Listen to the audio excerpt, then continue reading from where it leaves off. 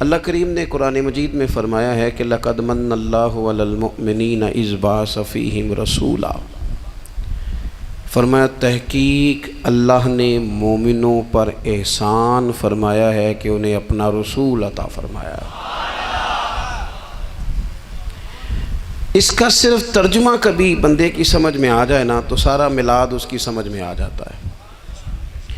صرف اس آیت کا آسان سادہ ترجمہ اگر سمجھ لیا جائے کہ رب کہتا ہے میں نے احسان کیا تم پر، تمہیں اپنا رسول دے دیا ہے۔ وہ دو عالم کی رحمت ہیں، وہ جہاں چاہتے وہیں رہتے، یہ تو ان کی مہربانی ہے کہ یہ عالم پسند آیا۔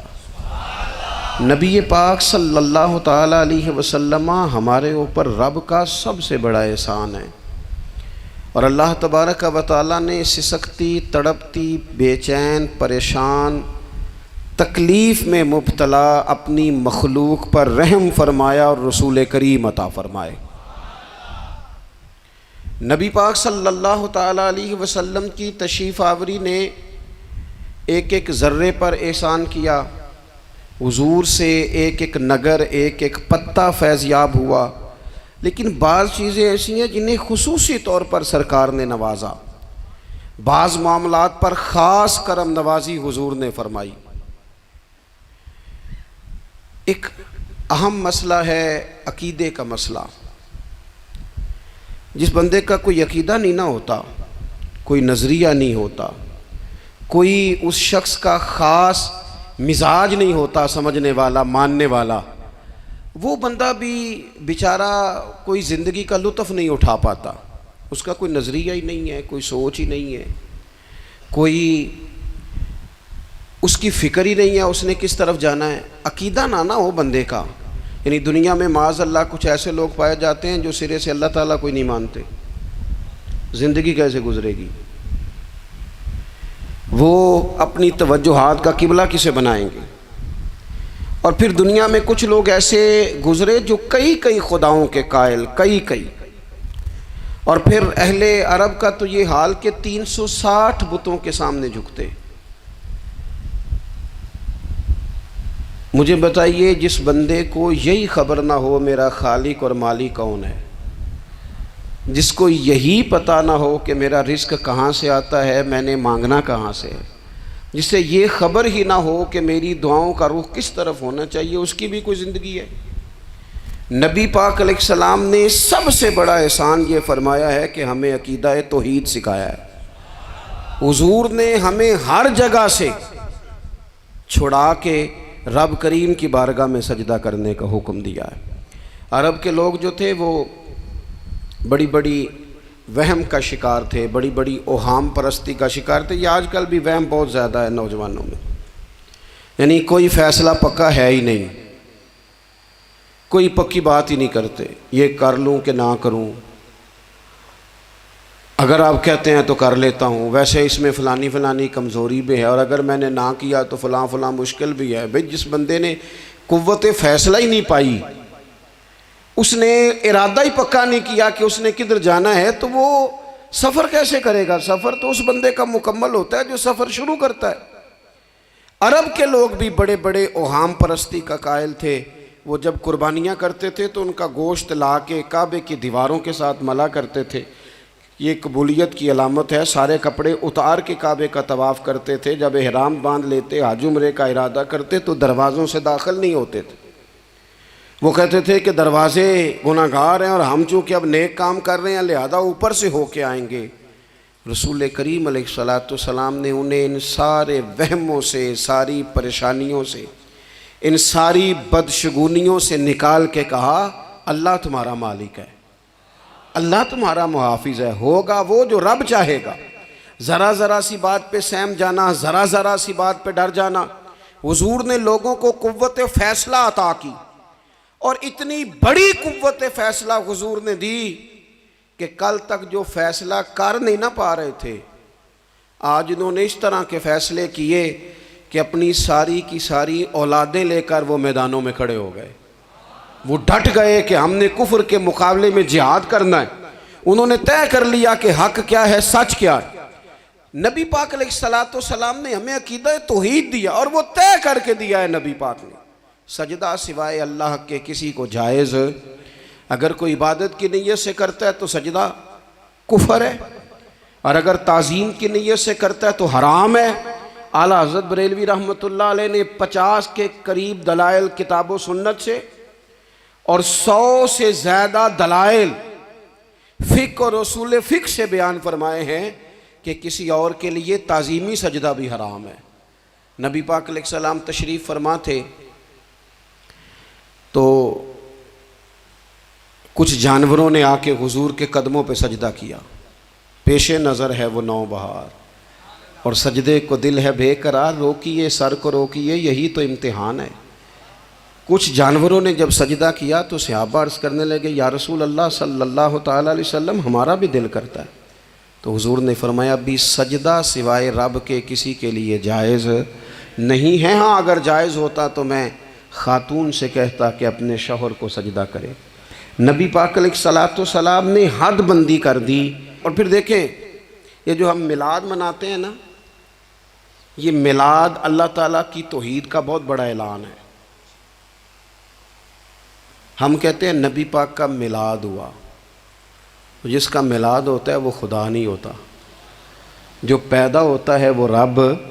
جب ہم میلاد منا رہے ہوتے ہیں تو ہم یہ بتا رہے ہوتے ہیں بھئی حضور خدا نہیں، حضور تو 12 ربیع الاول کو پیدا ہوئے، تو جو پیدا ہو رب پیدا، لم یلد ولم یولد، اللہ تبارک و تعالیٰ پیدا نہیں ہوتا، مالک تو ازلی ابدی شانیں رکھتا ہے۔ اس لیے عقیدہ توحید بندے کو مضبوط کر دیتا ہے۔ انسان جب عقیدہ توحید والا ہو جاتا ہے، اور نبی پاک علیہ السلام دنیا میں رب کی طرف بلانے آئے، وداعیا الی اللہ باذنہ وسراجا منیرا، حضور نے لوگوں کو اللہ کی جانب دعوت دی۔ جب انسان توحید والا ہو جاتا ہے تو مضبوط ہو جاتا ہے، وہ کسی سے نہیں ڈرتا، وہ سمجھتا ہے ہونا تو وہ ہے جو میرا رب چاہے گا، مجھے پریشان ہونے کی ضرورت کیا ہے۔ پھر اس کا بھروسہ بھی اللہ تعالیٰ پر، اس کی امیدیں بھی اللہ رسول سے، اس کی توجہات کا قبلہ بھی سارا ادھر ہی۔ تو حضور نے لوگوں کو عقیدہ دیا، مضبوط کیا۔ رسول پاک صلی اللہ تعالیٰ علیہ وسلم نے ذہنوں کو پختگی عطا فرمائی۔ تو سب سے بنیادی چیز حضور کا جو احسان ہے وہ عقیدہ ہے۔ پھر بعض خاص طبقات پر حضور نے خاص احسان کیا۔ آج بھی پوری دنیا میں ڈنڈورا پیٹا جاتا ہے عورتوں کے حقوق کا، پوری دنیا کے اندر، اور بعض لوگ عورتوں کو بڑا دھوکہ دیتے ہیں، کہتے ہیں تمہیں حق نہیں ملتے لہٰذا تم سڑکوں پہ آ جاؤ، معاذ اللہ، تمہیں حق نہیں ملتے لہٰذا تم معاذ اللہ بازاروں کی رونق بن جاؤ۔ عورتوں کو بڑا پریشان کیا جاتا ہے حقوق کے تعلق سے۔ نبی پاک علیہ السلام کی آمد سے پہلے کوئی خاتون کے ساتھ سلوک اچھا نہیں کیا جاتا تھا، اس کا کوئی جائیداد میں حصہ نہیں تھا۔ عورت کا خامد اگر فوت ہو جاتا تو وہ اپنے سسرال کے خاندان کی پراپرٹی بن جاتی معاذ اللہ، اور جس کے مرضی چاہے سپرد کر دیتے۔ ہندوستان کے بعض علاقوں میں ایسی کبھی رسمیں بھی پائی جاتی تھی کہ بعض عورتیں اپنے خامد کے ساتھ جل جانا مناسب سمجھتی تھی کہ بعد میں کوئی زندگی تو ہوگی نہیں، اور بیوہ خاتون اور طلاق یافتہ خاتون، اس کے بارے میں تو لوگوں کا خیال تھا کہ شاید یہ خاتون بالکل سوسائٹی اور سماج کا حصہ ہی نہیں ہونی چاہیے۔ قربان جائیں، یہ اعزاز میرے نبی پاک نے دیا ہے۔ حضور نے پہلی شادی ہی اس خاتون سے کی ہے جن کا پہلے بھی نکاح ہو چکا تھا، اور خاتون کو حضور نے حقوق دیے، جائیداد میں حصہ دیا۔ کہا جو بیٹیوں کی بہنوں کی پرورش کر کے آئے گا اور اچھی پرورش کر کے انہیں روانہ کر دے گا، جس طرح میری 2 انگلیاں جڑی ہوئی ہیں میرے ساتھ جڑ کے جنت میں جائے گا۔ اور ایک روایت میں فرمایا کہ جب کسی کے ہاں بیٹی پیدا ہوتی ہے نا تو اللہ فرشتوں کو بھیجتا ہے، اور وہ اس کے گرد کھڑے ہو جاتے ہیں اور گھر والوں کو سلام کہتے ہیں، اور کہتے ہیں یہ ضعیفہ ایک ضعیفہ سے پیدا ہوئی ہے، یہ کمزور یعنی صنف کے لحاظ سے کمزور نازک بچی ایک نازک ماں سے پیدا ہوئی ہے۔ فرشتے کہتے ہیں جو اس کی پرورش کرے گا نا اللہ قیامت تک اس کی مدد کرے گا، اس کی ہمیشہ مدد ہوتی رہے۔ اور نبی پاک صلی اللہ تعالیٰ علیہ وسلم کی خدمت میں آ کے جب خواتین نے کہا تو نا یا رسول اللہ ہمارے تو دین دنیا کے معاملات میں مردوں کے تعلق سے کمزوری ہے، کئی دن تو ہم ویسے نماز نہیں پڑھ سکتی مہینے میں، کئی دن تو ہم ویسے عبادات کے قریب نہیں جا سکتی، جہاد پہ ہم نہیں جاتی، گواہی ہماری مردوں کے برابر نہیں، تو یا رسول اللہ صلی اللہ علیہ وسلم ہمارا بھی کوئی اعزاز ہے؟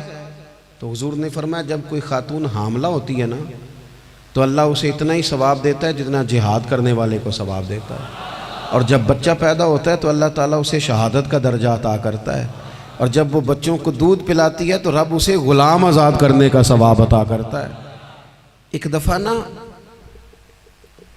نبی پاک صلی اللہ تعالیٰ علیہ وسلم کی خدمت عالی مرتبت میں حضرت عائشہ صدیقہ رضی اللہ تعالیٰ عنہ نے ایک واقعہ عرض کیا، عرض کی حضور آج میرے ساتھ عجیب معاملہ ہوا، میں گھر میں اکیلی تھی تو ایک خاتون 2 بیٹیوں سمیت آئی، اس نے کہا کہ میں بھی بھوکی ہوں، میری بیٹیاں بھی پریشان ہیں، کھانا نہیں کھایا۔ سیدہ پاک کہتی ہیں یا رسول اللہ میرے پاس بھی 3 کھجوریں تھیں گھر میں پڑی، یہ 2 جہاں کے شاہ ہیں پر پاس کچھ رکھتے نہیں، اور 2 جہاں کی نعمتیں ہیں ان کے خالی ہاتھ میں۔ فرماتی ہیں وہ 3 کھجوریں میں نے ان 3 ماں بیٹیوں کو دے دی، ماں نے پہلے ایک کھجور دونوں بیٹیوں کو دی، پھر بچیاں وہ کھجور کھا کے ماں کی طرف دیکھنے لگی تو جو کھجور ماں کے پاس تھی اماں نے اس کے بھی 2 حصے کر کے بیٹیوں میں بانٹ دیے۔ حضرت عائشہ عرض کرنے لگی یا رسول اللہ میں نے یہ بڑا نرالا رنگ دیکھا ہے، ماں کا اپنے بچوں سے پیار کا انداز۔ تو حضور نے کیا فرمایا؟ نبی پاک علیہ السلام فرمانے لگے سن پھر اللہ تعالیٰ نے اس عورت پر جنت کو واجب کر دیا ہے، فرمایا اللہ نے اسے جہنم سے دور کر دیا جو بیٹیوں کے معاملے میں آزمایا گیا، اور جس نے پھر ان کے ساتھ اچھا سلوک کیا۔ اپنا حضور کا عمل یہ تھا کہ حضور کی بڑی صاحبزادی سیدہ زینب رضی اللہ تعالیٰ عنہ یہ حضور کی سب سے بڑی صاحبزادی ہیں، یہ بخاری میں آپ کو ملے گا کہ ان کی بیٹی جناب امامہ بنت زینب چھوٹی سی عمر تھی، تو جب حضور نماز کے لیے آتے تھے تو نواسی کو اٹھا کے ساتھ لے آتے تھے، اور وہ حضور نماز پڑھتے تھے تو وہ نبی پاک کے کندھوں پہ کھیلتی تھی۔ حضور نے عملاً بیٹیوں سے پیار کرنا سکھایا، بیٹیوں سے محبت کریں، بیٹیوں سے پیار کریں۔ بیٹیاں بڑی خیرخواہ ہوتی ہیں، بیٹیاں ماں باپ کی بڑی وفادار ہوتی ہیں، بیٹیاں بڑا خاص تعلق رکھتی ہیں۔ جوانوں آپ سے بھی کہوں گا بہنوں کی طرف توجہ رکھیں، جو کسی کی بہن آپ کے گھر ہے اس کا بھی خاص احساس کریں، وہ بھی کسی کی بہن ہے، لیکن اپنی بہن کے ساتھ بھی خاص نسبت کا تعلق قائم رکھیں، رشتوں میں اعتدال ہونا چاہیے۔ اس صنف کو نبی پاک علیہ السلام نے خاص کر کے نوازا ہے، اور ہمارا بھی ان کے ساتھ خاص رشتہ ہونا چاہیے۔ اسی طرح کا معاملہ یتیموں کے ساتھ ہے، کمزوروں کے ساتھ ہے۔ دیکھو آج نا ہمارے ہاں کمزوروں، غریبوں، مسکینوں، یتیموں کی مدد تو کی جاتی ہے، لیکن انہیں لوگ اپنے ماحول کا حصہ نہیں بناتے۔ یعنی کبھی گئے تو غریبوں میں آٹا بانٹ آئے، کبھی گئے تو غریبوں میں جا کے کپڑے تقسیم کر آئے، کبھی گئے تو غرباء کو کچھ وقتی طور پر کچھ ضروریات زندگی دے دیں، کبھی عیدیاں بانٹ دیں، کبھی سیلاب زدگان میں چلے گئے۔ غرباء کو کچھ نہ کچھ صدقات تو دے دیے جاتے ہیں، ان پر کچھ خیرات تو کر دیا جاتا ہے، لیکن انہیں سوسائٹی کا ماحول کا حصہ نہیں بنایا جاتا۔ ایسا نہیں ہوتا کہ ان غرباء کے بچوں کو اٹھا کے بڑے شہروں میں لایا جائے، ان کی تعلیم کا خیال کیا جائے، انہیں اپنے ماحول میں رکھا جائے، ان کی بہترین پرورش کا بندوبست کیا جائے۔ کائنات میں بڑے لوگوں نے کام کیا ویلفیئر کا، بڑے لوگوں نے غریبوں کے ساتھ تعاون کیا، بڑے لوگوں نے محبت کی، سب قابل تعریف ہے، لیکن ہم نے یہ کیا کہ ان کی امداد تو کی، لیکن ان کی محرومیوں کا ازالہ نہیں کیا۔ اور وہ امداد لے رہے تھے تو ان کی پچھلی نسل بھی امداد لے رہی تھی، یہ نسل بھی امداد لے رہی، اور خدا نہ کرے کہ اگلی نسل کو بھی امداد لینا پڑے۔ میرے نبی پاک صلی اللہ تعالیٰ علیہ وسلم کا انداز کچھ اس طرح کا ہے کہ امام بہقی نے لکھا ہے، حضرت بشیر بن عقبہ رضی اللہ تعالیٰ عنہ کہتے ہیں میرے والد انتقال کر گئے تھے، اور میں ایک جگہ پہ بیٹھ کر رو رہا تھا کہ نبی پاک صلی اللہ تعالیٰ علیہ وسلم میرے قریب سے گزرے، کیوں روتے ہو؟ یا رسول اللہ میرے والد کا انتقال ہو گیا، میری والدہ رخصت ہو گئی۔ تو یہ ہمیں حضور نے سبق دیا ہے، یہ یتیموں غریبوں کا خیال رکھنے کا یہ بھی ایک نقطہ، یہ بھی انداز ہے۔ کائنات کا بڑے سے بڑا درد دل رکھنے والا بندہ یہاں تک نہیں جا سکتا جو میرے رسول کریم نے بیان فرمایا۔ کہتے ہیں نبی پاک علیہ السلام فرمانے لگے، بشیر بن عقبہ کیا تو اس بات پر راضی نہیں کہ میں تیرا باپ ہوں اور عائشہ تیری ماں ہو؟ آنا تجھے ہم شامل کر لیں اپنے گھرانے میں، آ جانا، مکمل تیرے معاملات کا خیال کیا جائے، تو آ جا۔ اتنا بڑا درجہ۔ نبی پاک نے تو حضرت سلمان فارسی کے بارے میں بھی فرمایا کہ میں نے انہیں اپنی اہل بیت میں شامل کر لیا۔ رسول اللہ صلی اللہ تعالیٰ علیہ وسلم غرباء کے لیے، مساکین کے لیے، یتیموں کے لیے، ناداروں کے لیے جو خاص احسان بن کے آئے، وہ یہ والا لہجہ نہیں کہ ہم مطمئن ہو گئے کہ ٹھیک ہے ہم گئے تو تھے، اتنے پیکٹ بانٹ تو آئے، اتنا کچھ ہم نے دے تو دیا، فلانا کام کر تو لیا، اور وہ بھی کب تک کیا؟ جب تک خبریں تیز تھیں۔ ہمارے ملک میں سیلاب آیا، میڈیا نے خبر دی، شور ہوا، لوگوں نے بڑی کوشش کی، الحمدللہ بڑے اچھے جذبات کا اظہار کیا، ڈھیر سارے لوگ وہاں گئے۔ میں آپ سے پوچھتا ہوں کہ کیا سیلاب زدگان سارے اپنے اپنے گھروں میں چلے گئے؟ ان کے گھر بن گئے؟ لیکن ہمارے جذبے کیوں ٹھنڈے ہو گئے؟ اس لیے کہ خبریں ٹھنڈی ہو گئی۔ ہم تو چلتے ہیں ٹرینڈ کے ساتھ کہ آج کل ٹرینڈ کیا ہے، اگر خبر ادھر کی ہے تو ذوق ادھر کا ہے، خبر ادھر کی ہے تو ذوق ادھر کا ہے۔ دیر پا کام کرنا اور خاص جذبات پیدا کرنا ان لوگوں کے لیے۔ حضرت سیدنا عبداللہ بن ابی اوفا رضی اللہ تعالیٰ عنہ روایت کرتے ہیں، ایک یتیم بچہ آیا تھا، اس نے عرض کی حضور میری ماں بھی بھوکی ہے اور میری ایک ہمشیرہ ہے وہ بھی بھوکی ہے، اے روٹی دا دکھ نہ پوچھو، روٹی تے بندہ کھا جاندی جے۔ یہ جو بھوک ہوتی ہے نا، بھوک، بہت سارے لوگ نا، میں ایک شادی میں تھا تو وہاں ایک دو لوگ کھانا کھا رہے تھے، تو بعض لوگ انہیں دیکھ دیکھ کے مذاق کر رہے تھے، ویڈیو بنا رہے تھے، کہتے دیکھو کھانا ہی نہیں آتا، کیا انداز ہے، سارا ان کا منہ جو ہے وہ کھانے سے بھر گیا، ہاتھ دیکھو کہاں تک ان کے لتھڑ گئے، کیا انداز ہے۔ تو میں نے کہا تم ان کے کپڑے بھی تو دیکھو نا، انداز، بیٹھنا اٹھنا، کپڑے پہننا، یہ غریبی کا پتہ دیتے ہیں۔ بھوک جب تیز لگی ہو پھر کھانے کے آداب لوگوں کو یاد نہیں رہتے۔ غربت نے میرے بچوں کو تہذیب سکھا دی، اب وہ سہمے ہوئے رہتے ہیں، شرارت نہیں کرتے۔ وہ عزیز، ہوتا یہ ہے کہ جب انسان کو بھوک شدید لگی ہو نا، پھر اسے ڈاکٹر کی ہدایات نہیں یاد رہتی، پھر تو پیٹ کی آگ بجھانے کو لوگ دوڑتے ہیں۔ تو کہتے اس بچے نے آ کے عرض کی، یا رسول اللہ صلی اللہ تعالی علیہ وسلم ماں بھی بھوکی ہے، بہن بھی بھوکی ہے۔ حضور نے نا اسے 21 کھجوریں عطا فرمائیں، فرمایا 7 تیری، 7 تیری بہن کی، 7 تیری والدہ کی۔ اور یہ حضور نے 21 کھجوریں دی ہیں، یہ نبی پاک نے 21 دی ہیں، ہاں یہ حضور نے 21 دی، اور حضور تو اشارہ بھی کر دینا تو پھر روٹی ساری زندگی ختم نہیں ہوتی۔ وہ حضرت ابو ہریرہ کو بھی ملی تھی، فرماتے ہیں میں کئی سال کھاتا رہا، 1 کلو کھجوریں تھی پر ختم ہی نہیں ہوئی۔ 21 کھجوریں حضور نے دیں۔ حضرت معاذ بن جبل رضی اللہ تعالیٰ عنہ اٹھے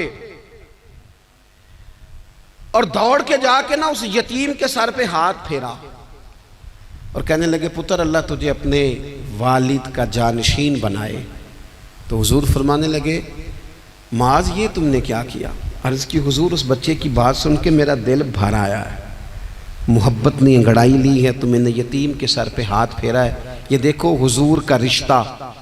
نبی کریم فرمانے لگے، سن پھر جس نے کسی یتیم کے سر پر محبت سے ہاتھ ہی پھیر دیا نا، تو اللہ ہر بال کے بدلے اسے ایک نیکی بھی عطا کرے گا، ایک گناہ بھی معاف کرے گا، اور ایک درجہ بھی بلند فرمائے گا۔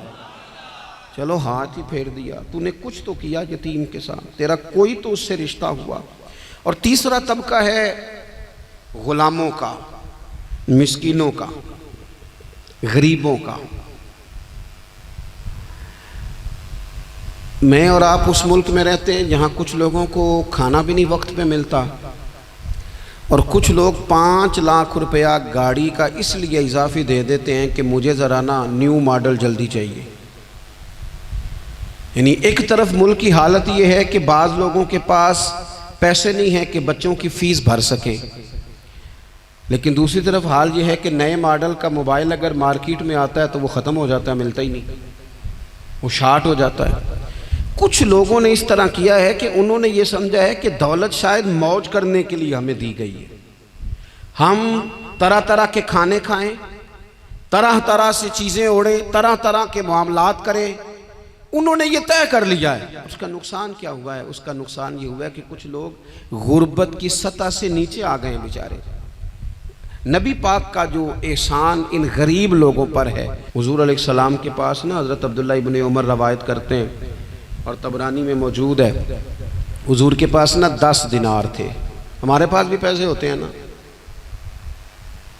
لیکن وہ کچھ ہوتے ہیں ہمارے کھانا کھانے کے لیے، کچھ ہوتے ہیں آئس کریم کھانے کے لیے، کچھ اس لیے ہوتے ہیں کہ آج میری مرضی دا نہیں پکا، لہٰذا میں نے، ہمارے ایک دوست ہیں وہ کہتے ہیں کہ آج کل یہ ماحول بن گیا ہے کہ بچے اگر کہتے ہیں نا کھانا میری مرضی کا نہیں، تو اماں کہتی ہے جا تو برگر کھا لے۔ کہتے ہیں ہمارے دور میں یوں نہیں ہوتا تھا، اگر ہم کہتے تھے نا کھانا میری مرضی کا نہیں تو پھر ہمیں ڈبل چیز کھانے کو ملتی تھی، ایک مار بھی کھانا پڑتی تھی اور وہ کھانا بھی کھانا پڑتا تھا۔ اور پھر کچھ پیسہ لوگوں نے صرف اس لیے سنبھال کے رکھا ہوا ہے کہ جو اضافی چیزیں ہیں نا، اضافی، میرا ویسے تجربہ نہیں ہے اور نہ میں نے زیادہ گہرائی سے دیکھا ہے، بس مجھے بتایا گیا ہے، اور پتہ نہیں اب بات درست ہے کہ نہیں، مجھے بتایا گیا ہے کہ پہلے لڑکیاں بیوٹی پارلر جاتی تھی، اب سنا ہے لڑکے بھی جاتے ہیں۔ اب خدا جانے یہ بات سچ ہے کہ غلط ہے۔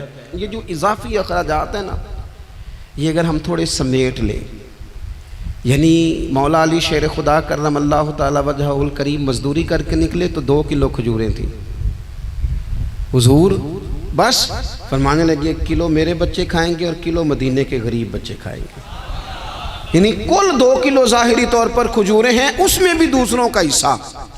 ہمارے پاس جو مال آتا ہے اگر تھوڑا سا نا ہم اسے یہ نہ سمجھ لیں کہ میرا ہی حق ہے، کسی کو اس میں سے ایک لقمہ بھی نہیں ملنا چاہیے، اگر ہم تھوڑا سا نا دل کشادہ کریں تو 3 لوگوں کا کھانا 4 بھی کھا سکتے ہیں، 4 کا کھانا 5 بھی کھا سکتے ہیں، 6 کا کھانا 7 کا کھانا 10 بھی کھا سکتے ہیں۔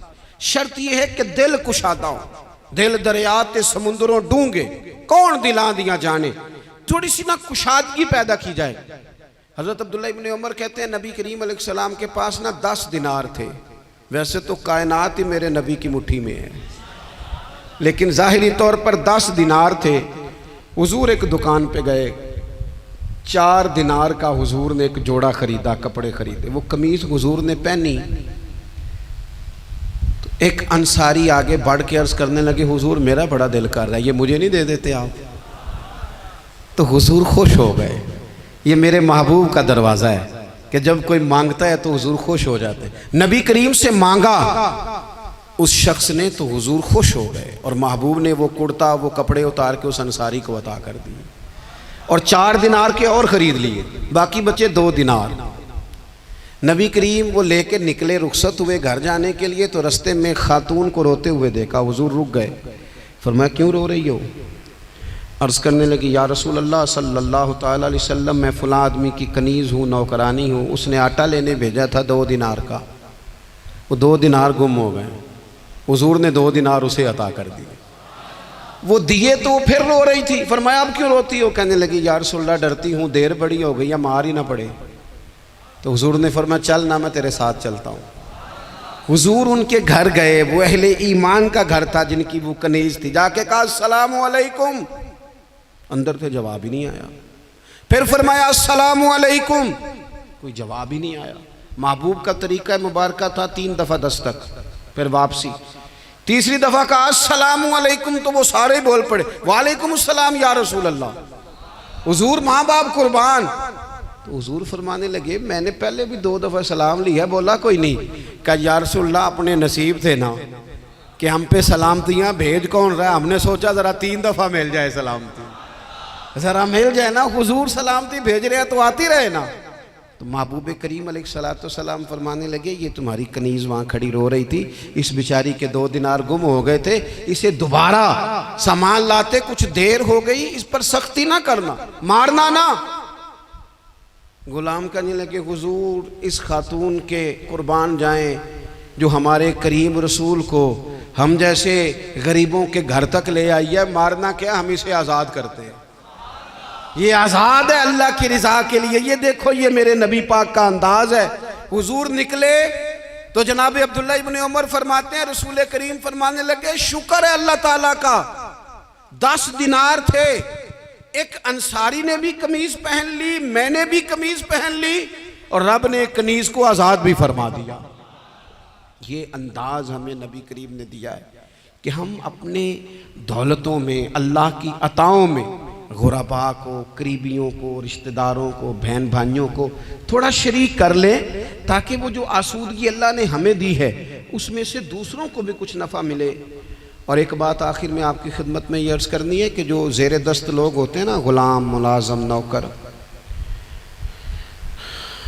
آپ اپنی زندگی کے مسائل دیکھ لیں، جن لوگوں کے پاس لاکھوں آتا ہے کبھی ہزاروں آنے لگ جائے تو پریشان ہو جاتے ہیں، تو جن کے پاس صرف سینکڑوں ہوتے ہیں، تو ایسا تو نہیں کہ آپ ہی ٹینشن میں ہیں اور آپ ہی کو غصہ آتا ہے، وہ بیچارہ کبھی نوکر بھی تو ٹینشن میں ہو سکتا ہے نا، ملازم کو بھی تو کبھی ٹینشن ہوتی ہے نا، اس کے ساتھ بھی تو مسائل وابستہ ہے نا۔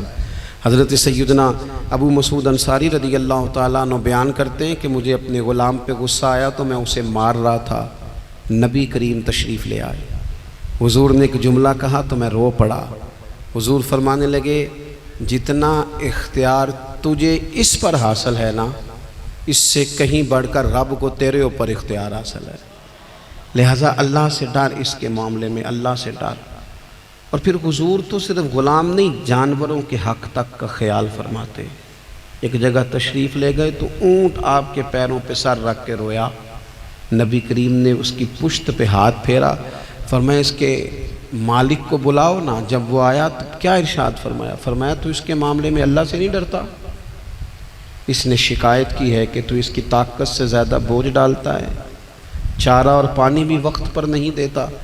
یہ حضور کے احسانات ہیں، ہمیں ان احسانات کا خاص خیال رکھنا چاہیے۔ اور یہ جو ایام ہے عید میلاد النبی کے، ان ایام میں بالخصوص ہمیں غریبوں کے ساتھ، یتیموں کے ساتھ، بیواؤں کے ساتھ، مساکین کے ساتھ، لاچاروں کے ساتھ اس لحاظ سے زیادہ مدد کرنی چاہیے کہ میرے رسول پاک انہی کے لیے تو زیادہ رحمت بن کے آئے، انہی کا تو محبوب نے خیال زیادہ فرمایا، انہی کے بارے میں تو ہمیں تلقین زیادہ فرمائی۔ وہ اپنے پرائے کا غم کھانے والا، مرادیں غریبوں کی بھر لانے والا، مصیبت میں غیروں کے کام آنے والا، وہ نبیوں میں رحمت لقب پانے والا۔ تو نبی پاک علیہ السلام کے غلاموں، یہ ہمیں سیکھنا ہے، اس پر ہمیں عمل کرنا ہے۔ اللہ کریم کی بارگاہ میں دعا ہے اللہ ہماری حاضری کو قبول فرمائے۔ آخر دعوانا ان الحمدللہ۔